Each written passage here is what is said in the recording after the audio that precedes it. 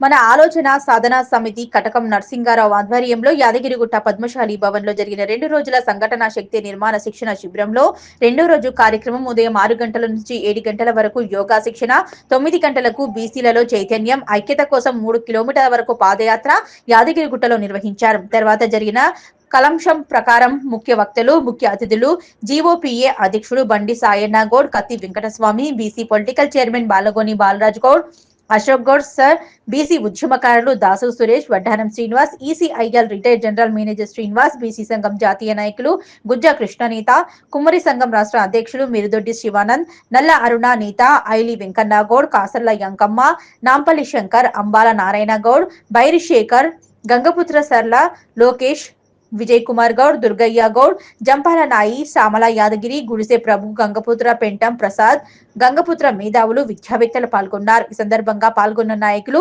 సంఘటన శక్తి నిర్మాణం శిక్షణ శిబిరం ప్రాముఖ్యతను వివరించారు. బీసీ వర్గాల ఐక్యత, సామాజిక చైతన్యం, రాజకీయ అవగాహన పెంపొందించుకోవాల్సిన అవసరాన్ని వారు ప్రస్తావించారు. బీసీ ఉద్యమాల చరిత్రను, ప్రస్తుతం ఎదురవుతున్న సవాళ్లను, భవిష్యత్ కార్యాచరణను వివరంగా చర్చించారు. సమాజంలో అణగారిన వర్గాల హక్కుల కోసం సంఘటితంగా ఉద్యమాలు సాగించాల్సిన అవసరం ఉందని, యువత ఇందులో ముందుకు రావాలని వక్తలు పిలుపునిచ్చారు. ఈ శిక్షణ శిబిరం బీసీ ఉద్యమాలకు దిశానిర్దేశం చేస్తుందని, భవిష్యత్తులో మరింత బలమైన ఉద్యమాలకు పునాది వేసి నాయకత్వం వహించబోయేది, రాజ్యాధికారం సాధించగలిగేది కూడా మన ఆలోచన సాధన సమితి మాత్రమే అవుతుందని వారు వక్తలు కొనియాడారు. తెలంగాణలో ఇప్పటి వరకు నక్సల్స్ ఉద్యమం, సాయుధ రైతాంగ పోరాటం, తెలంగాణ తొలిదశ మలిదశ ఉద్యమం జరిగాయి. కానీ బీసీలకు పాక్షిక ప్రయోజనాలు కలిగాయి కానీ శాశ్వత ప్రయోజనం కలగలేదు. పోరాటాలు మనం చేస్తే, ప్రాణాలు అర్పిస్తే రాజ్యం మాత్రం దోపిడీ కులాలు అంటే పెట్టుబడి బీసీలకు కేవలం ఫలితాలకు సేవలుగా, కార్యకర్తలుగా చేసి రాజ్యం మాత్రం గుప్పిట పెట్టుకొని బీసీలు ఎన్ని ఉద్యమాలు చేసినా, ఎంతో మంది అమరులైన బీసీలకు జరిగింది ఒరిగింది ఏమీ లేదని, ఇక జరగాల్సింది బీసీ రాజకీయ ఉద్యమమని వక్తలు పేర్కొన్నారు.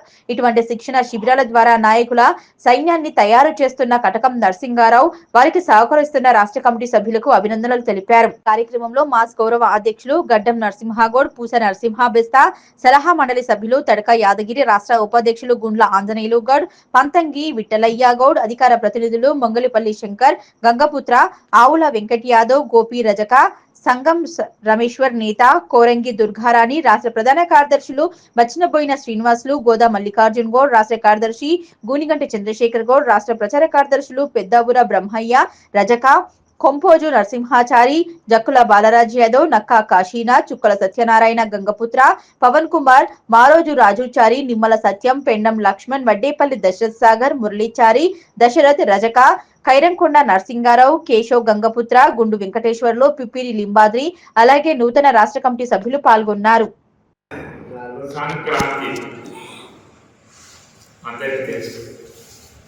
సంక్రాంతి అంటే కోళ్ళు, మేకలు, ఊరేలు, గారెలు, మేము రామేశ్వరం పోసుకొని తినడానికి. సంక్రాంతి అంటే ప్రకృతిలో ఒక మార్పు. సంక్రాంతి అంటే చలికి, వేడికి, భూమి సూర్యుడికి దూరంగా ఉండడం వల్ల, సూర్యకిరణాలు లేకపోవడం వల్ల చలి వస్తాము. ఈ శిబిరంలో ప్రతిజ్ఞ చేయాలి. మన కాశీనాథ్ గారు, మనకు అనేక సమస్యలు ఉంటాయి, మన ఇల్లు బాధలు ఉంటాయి, మన సంపాదన బాధలు ఉంటాయి, మనకు రావాల్సినటువంటి డబ్బులు రావు, పోవాల్సినటువంటి ప్లాట్లు పోవు, జీతం రాదు. అయినప్పటికీ కూడా మీరందరూ కనీసం ఈ సమాజం కోసం ఆలోచన చేస్తున్నారంటే ఏం తిరిగింది చక్రంలో?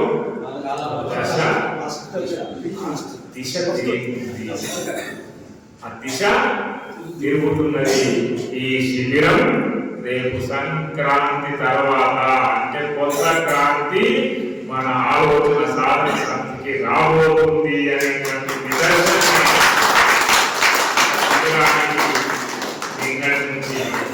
మన శిబిరానికి నిన్నటి నుంచి అనేక మంది పెద్దవాళ్ళు వచ్చి చూసి మాకు కూడా శిక్షణ ఇవ్వండి అన్నారంటే మనం ఏ దిశ వైపు పోతున్నామో మనం అర్థం చేసుకోవచ్చు.